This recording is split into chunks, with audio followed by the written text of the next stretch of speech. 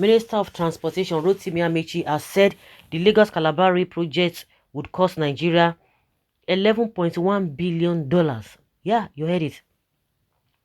The transport minister mentioned that the federal government was constructing the Kaduna-Kano rail line from the budget while still negotiating the loan for Ibadan to Kaduna because the plan is Lagos to Kano.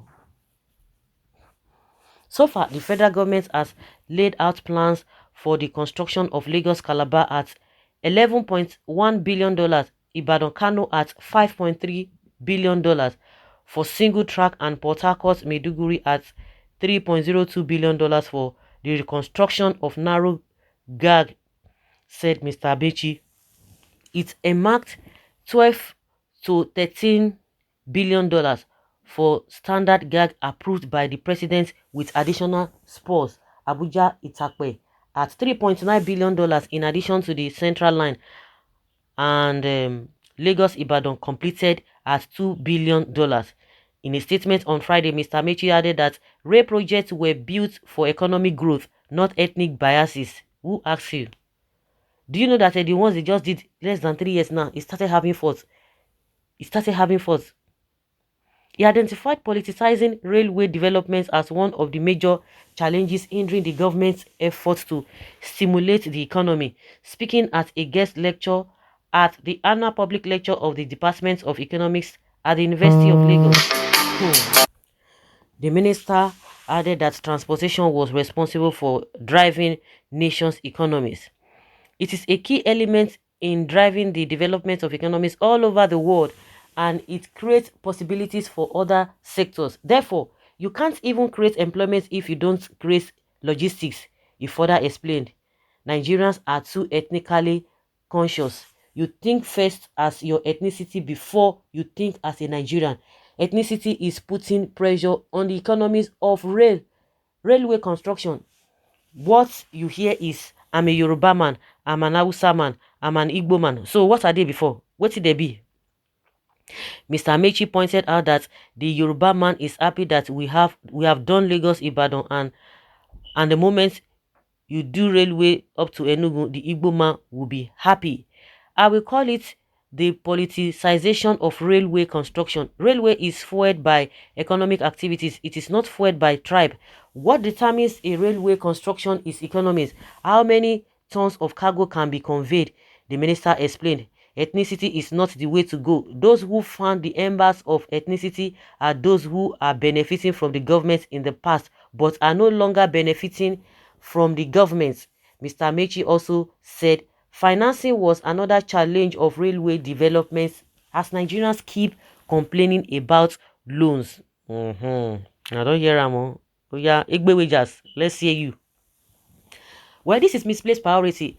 There are so many critical sectors of the economy that need to be rejigged for maximum performance, including the power, energy, and medical infrastructure that are in sorry state across the country. Honorable Minister, you could still advise your principal to allow the railway tracks to wait while these sectors are various road networks be given urgent attention for the nation to move forward. Of course, he's talking about his own. That is his own area, his own transportation and all of that. So he's not going to be talking for other people who are in other sector, like you have rightly mentioned. Those ones are supposed to talk. But even at that, it now depends on what the president, because at the end of the day, they will tell you that the bus stops on the decks of the boss or the president is the one that will now know this is what we need to do, this is not what we need to do. Now, all of those things that they have even done, the railway they are talking about, how much has it generated? Because what we are hearing now is that some of the tracks are beginning to have problem. In 2 months or in 1 month, it broke down. The one they did, because they use substandard stuff. The same way they are begging people up and down for vaccine. That is exactly what they are doing. They will go for substandard whatever. And again, people have come out to say it several times that the culture of maintenance is something zero. Now, if he's talking about economy, so it's all about this, then what about the one they are building, whether they are finished building it to Niger? How viable is that economically? They should be asking this man. You want to borrow. Then people are asking, how do you want to pay back? How do you pay back? The infrastructure you think you are or you talk or you think you are doing, how is it going to pay back? Or you want to get another, use other means to pay back? I don't understand. If what you are doing is not going to pay back what you are borrowing, it makes no sense. The way our government officials called these monies are frightening. I remember reading from our national dailies in 2007. A Canadian firm said they could construct a rail line that will link Lagos and Ibadan and Abuja with $2 billion, and it was going to be a fast train that will make the journey in 3 hours. How can we now build Lagos Ibadan $2 billion, and now Calabar to Lagos 11 billion? I think at this period of heavy indebtedness, government should be more prudent in their spending. Minister Rotimi Amechi loves the sound of his own voice and usually does not accept that others have a right to speak. On what feasibility, bids of quantities and international tenders are all these billions of US dollars based? Suddenly, the completed Lagos Ibadan standard gag is now US 2 billion dollars and not 500 million anymore. Only God can save Nigeria from its ongoing destruction. I hope you are talking of naira and not dollars.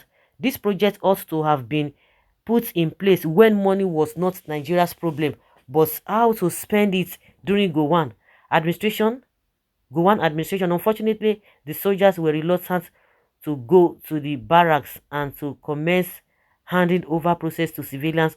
Oil monies were available, but poor vision, short-sightedness robs Nigeria of good infrastructure.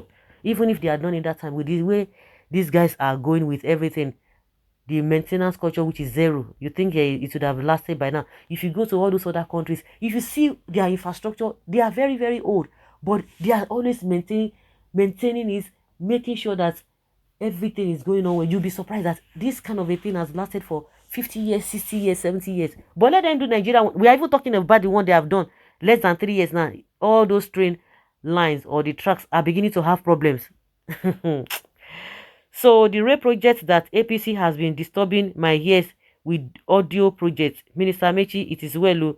Remove or reshape the dirt on your eyes corner before going to remove the dirt in another people's eye corner. Stupidity is when you build another country infrastructure and left your own home in dilapidated condition. $11 billion to construct rail line from Lagos to Calabar. Diesel-powered locomotives, fifth generation refurbished coaches for that matter.